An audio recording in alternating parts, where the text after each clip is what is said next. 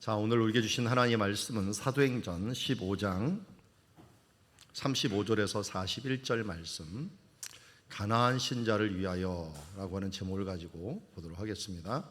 가나안을 거꾸로 하면 뭐라고 한다고요? 안 나가는 신자를 위하여.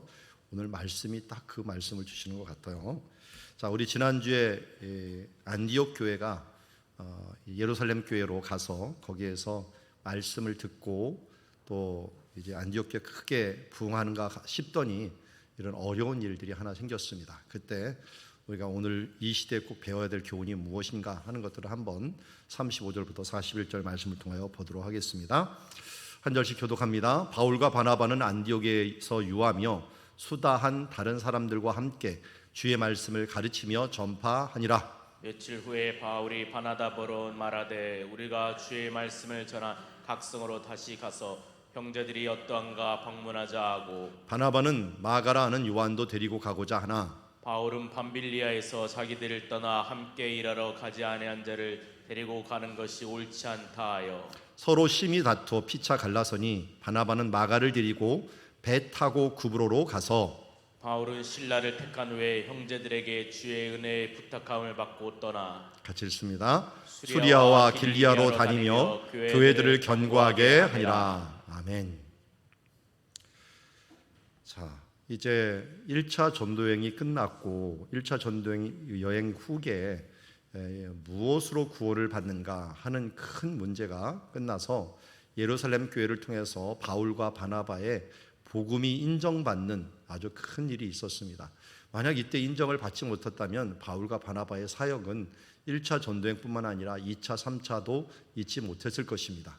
그런데 이렇게 예루살렘 교회가 정직하게 또 베드로와 같은 사람들의 도움을 받아서 이 부분들을 이루게 하신 것들이 얼마나 다행인지 모르겠습니다.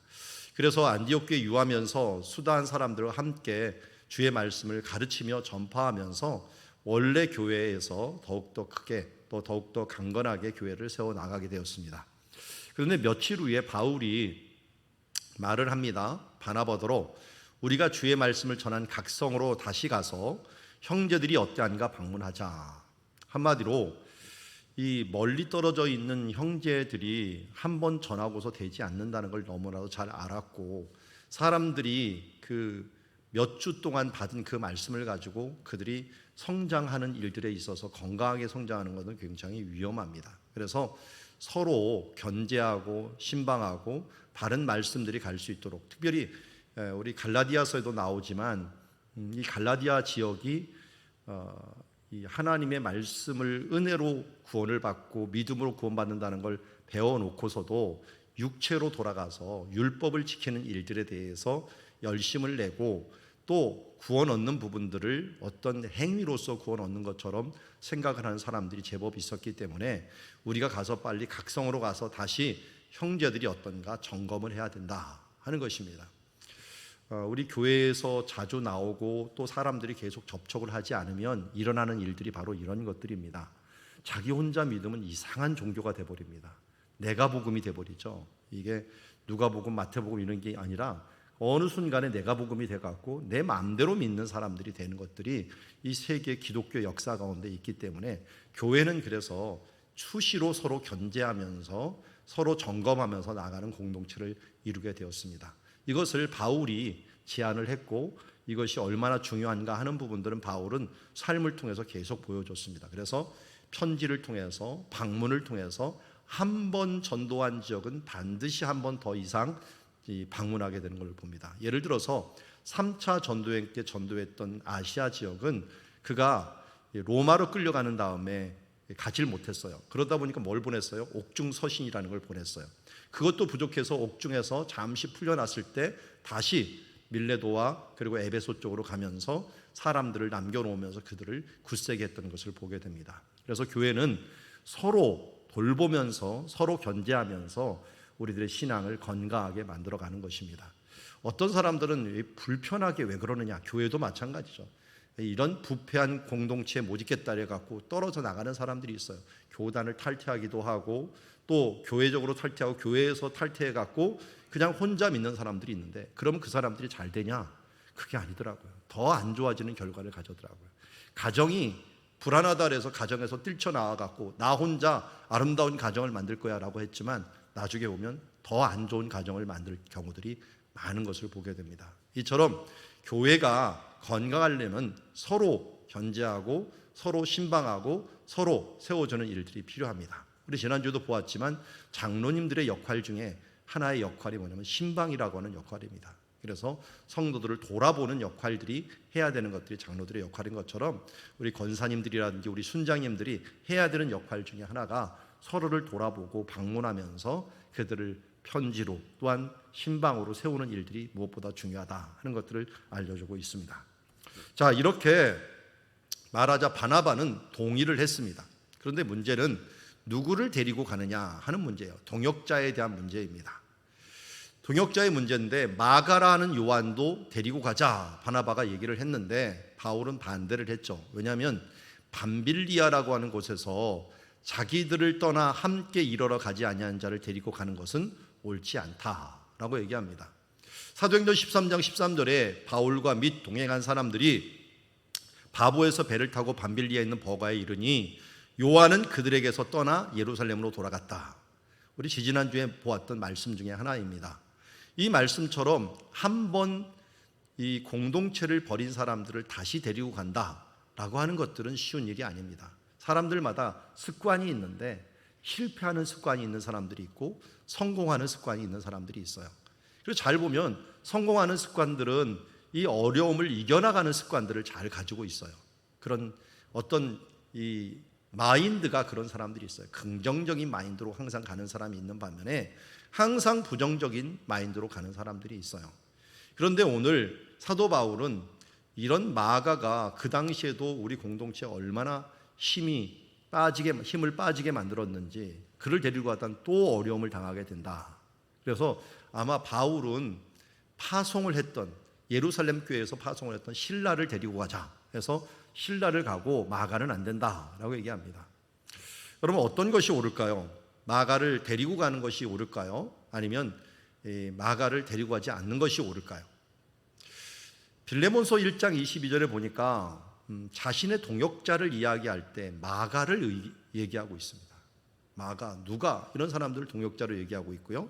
디모데후서 4장은 사도 바울이 맨 마지막에 쓴 글입니다. 편지인데 누가만 나와 함께 있느니라 내가 올 때 마가를 데리고 오라 그가 나의 일에 유익하니라 라고 말하고 있어요.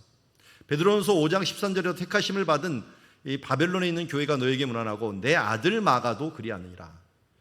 마가 복음을 쓴 마가는 베드로에게 복음을 받아서 쓴 사람으로 알려지고 있습니다. 그래서 마가 복음은 베드로 복음이라고도 이야기를 합니다.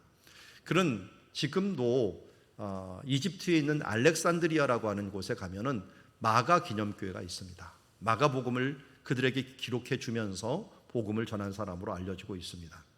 만약 이때 바울이 이 마가를 데려가지 않고 그를 제외시켰다면 아마 이런 동역자로서의 마가는 잊지 못했을 거예요. 결론적으로 우리는 바나바는 사람, 일보다는 사람, 그리고 이 관계가 중요하다. 성공보다는 관계가 중요하다는 것들을 중요시 여겼던 사람이고 바울은 하나님의 일과 그 일을 어떻게든지 성공시켜야 된다라고 하는 것에 초점을 맞춘 사람이라고 할 수가 있습니다. 우리도 사람들 가운데 이런 성향들을 가진 사람들이 있어요. 일 중심적인 사람이 있고 사람 중심적인 사람이 있습니다. 여러분들은 어떤 성향을 가지고 있습니까? 저는 어떤 성향일 것 같습니까? 바울 형을 많이 들 수도 있을 것 같고 바나바 형을 들 수도 있을 것 같은데 1차적으로 사람을 세우는 일에 있어서는 바나바가 옳았습니다. 왜냐하면 바울이 이렇게 말할 수 없는 게 바울을 세워준 사람이 바나바였어요.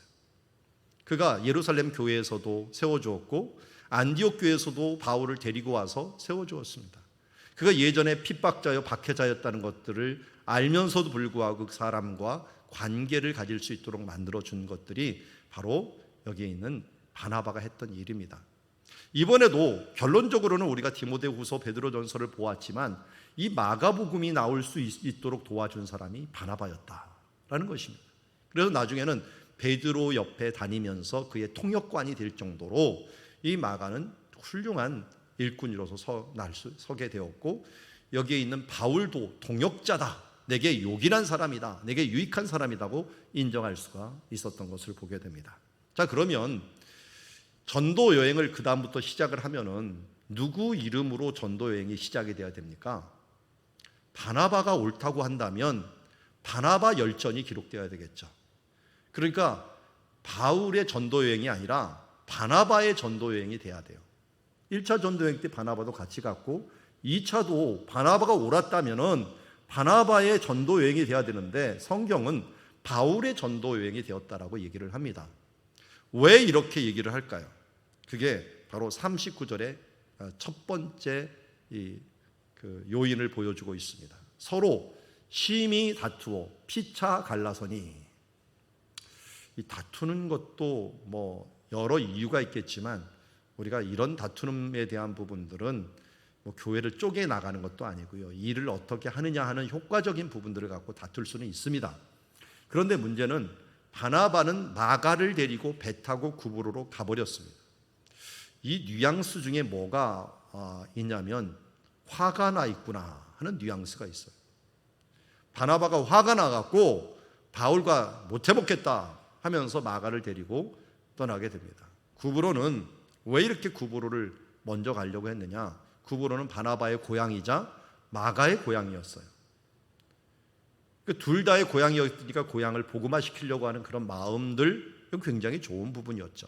그런데 여기에서 뭐가 하나 빠졌느냐 하는 것들은 그 다음 40절을 보면 알 수가 있습니다. 바울은 실라를 택했어요.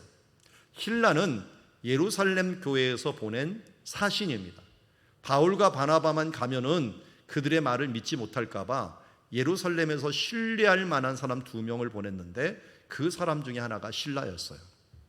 여기 갈라디아 가는 길에도 마찬가지였어요. 갈라디아 가면은 바울과 바나바가 예루살렘 교회에서 이렇게 결정했다 이렇게 얘기하면 말을 못 들을 거예요. 그렇지만 여기 있는 실라가 파견이 되어서 그 부분들을 증명한 사람이다 하면은 실라가 더 신뢰성을 줄 수 있는 사람이었습니다. 근데 그게 중요한 것도 있지만 그 다음이 더 중요해요. 형제들에게 주의 은혜의 부탁함을 받고 떠났다. 형제들은 누구를 의미합니까? 교회를 의미합니다. 안디옥 교회를 얘기할 때 믿는 사람들, 믿는 형제들을 말할 때 그 안디옥 교회를 대표한다고 할 수가 있습니다. 그러니까 한마디로 교회를 통해서, 교회에서 그를 파송해 줬다는 겁니다. 주의 은혜의 부탁함을 받고 떠나게 되었다라는 것이죠. 이거 한 구절이 어떻게 보면 바나바와 바울의 그 뒤를 결정하게 됩니다. 그의 삶을 결정하게 돼요. 오늘 우리가 가나안 신자, 안나가 신자라고 얘기를 하는 것들이 바로 이런 점에서 말씀드리고자 합니다. 교회에 안 나가면서 신앙생활을 하는 사람들이 있습니다. 교회와 관련을 갖지 않고서 신앙생활을 하려고 하는 사람들이 있습니다. 아니, 그런 사람들이 코로나 이후에 더 많아진 것 같아요. 이런 사람들은 한마디로 형제들에게 주의 은혜의 부탁함을 받고 떠나지 않은 사람이요, 자기 혼자서 스스로 믿는 사람이라고 할 수가 있을 것입니다.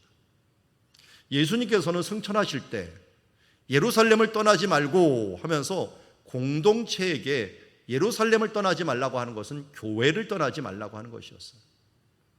그 가운데 살아가라고 얘기를 하고 있습니다. 하나님께서 우리에게 공동체를 주신 이유는 우리가 혼자 살거나 혼자 신앙생활하면 왜곡될 것을 누구보다도 잘 알고 있었기 때문에 그렇습니다.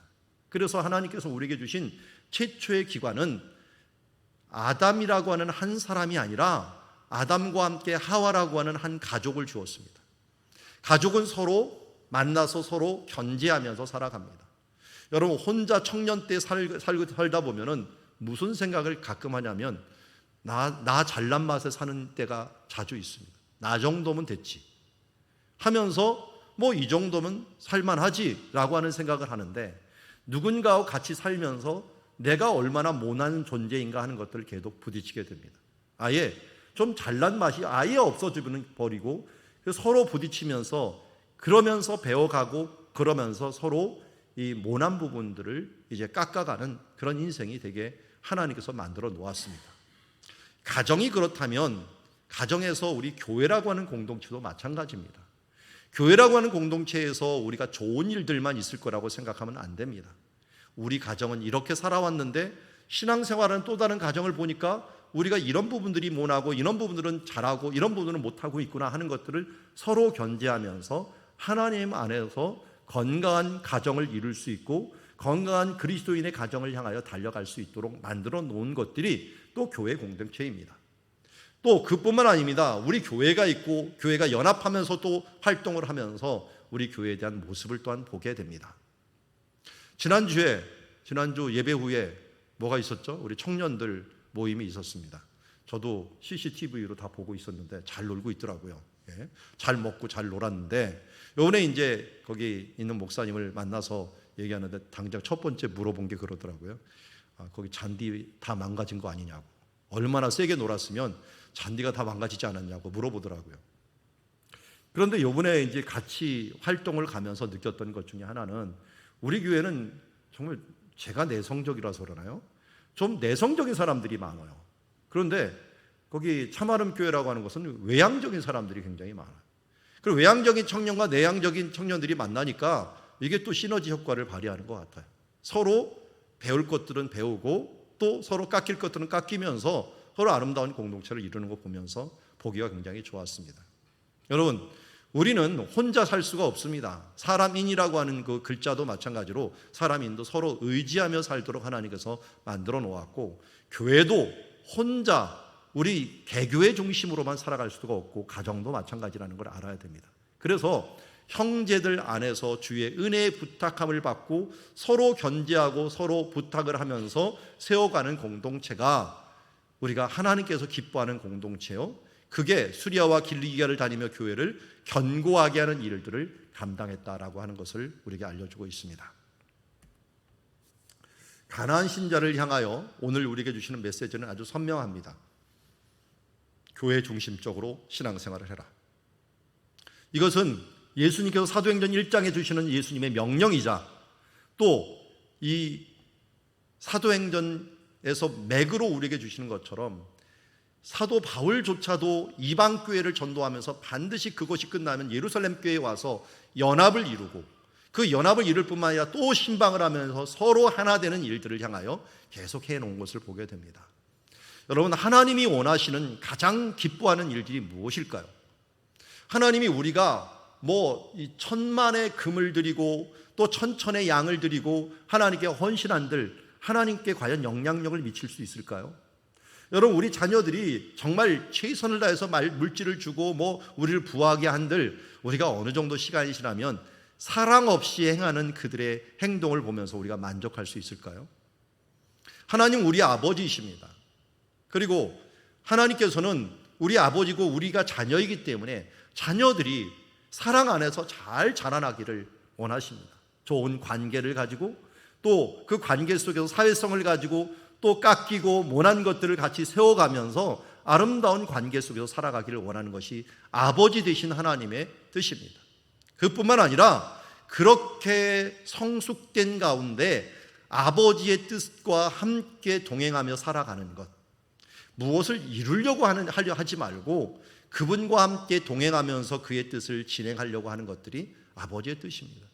현대 우리 사회에서는 문제가 되는 부분들이 바로 히키코모리라고 하는 이 집에서 박혀 있다가 이제 박혀 있는 중에 게임하고 하다가 보니까 현실과 이 사이버 세계를 구분하지 못하고 나오자마자 그 게임에서 했던 칼을 들고서 막 찔러버리고 하는 일들이 수시로 발생하고 있습니다. 왜 이럴까요? 공동체 가운데 사랑을 받지 못했기 때문에 그래요. 제가 한번 말했죠. 외국에 가서 특별히 이제 서양 쪽의 문화들, 기독교 문화를 갖고 있는 사람들은 정말 밝아요. 제 딸도 그 얘기를 하더라고. 무조건 만나면 하이 하면서 인사를 해요. 근데 우리는 누구 만나면 항상 굳어져 있어요. 저도 공산 국가들도 많이 굳어져 있더라고요. 근데 우리가 이 동양 쪽은 정말 많이 굳어져 있어요.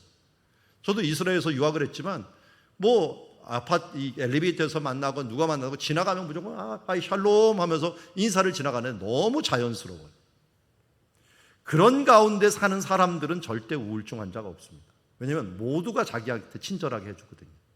물론 거기에서도 문제가 있을 수 있는 사람들이 있겠죠. 그렇지만 저도 그리스와 이스라엘에서 유학을 두 군데 해봤지만 거기에서 크게 뭐 심리적으로 문제가 되는 이런 사람들이 별로 없어요. 물론 거기는 해가 쨍쨍하고 밝아요. 밝은 것도 있고, 그리고 밤마다 나와갖고 서로 얘기하고 또 음식을 나누고 차를 마시는 것들. 이 그리스 같은 데는 그건 이 가족 중심이다 보니까요. 나와갖고 한 새벽 한두 시까지 맨날 얘기하는 것 같아요. 그래서 우리나라 카페가 많다고 하지만 그리스의 카페하고는 비교를 못합니다. 데살로니가 같은 데는 세계에서 카페가 제일 많은 동네라고 해요. 왜냐하면 아파트가 주상복합인데 주상복합 밑에는 무조건 카페가 있어요. 왜 이렇게 많은가 봤더니 얘네들이 맨날 나와갖고 거기서 얘기하는 거예요. 가족끼리 서로 얘기하고 또 친구끼리 얘기하고 하면서 서로 소통하다 보니까 그 가운데서 우울할 일들이라고는 있을 수가 없는 거예요. 조금 못 살아도 괜찮아. 그냥 우리의 사랑을 받으면서 사랑 가운데 살아가는 것입니다. 우리 교회도 마찬가지입니다.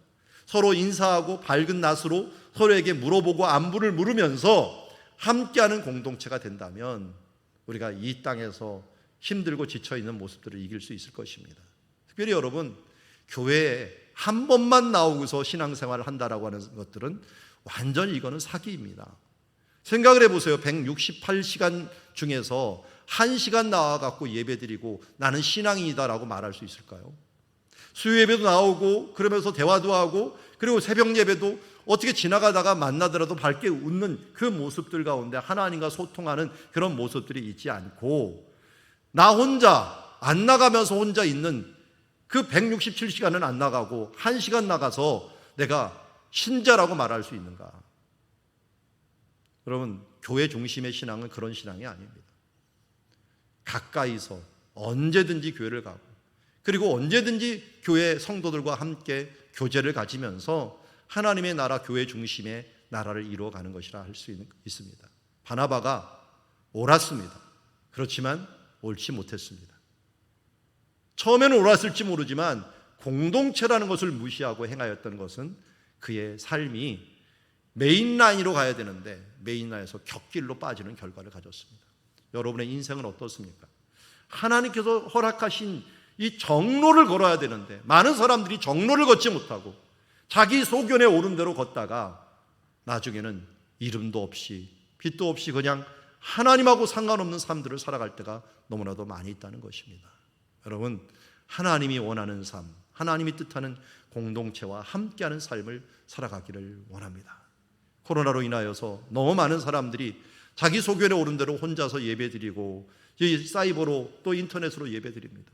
어떤 교회 목사님이 계속 얘기하더라고요. 인터넷 실시간을 끊어야 되지 않을까요? 이번에 최은상 목사님도 왔더라고요.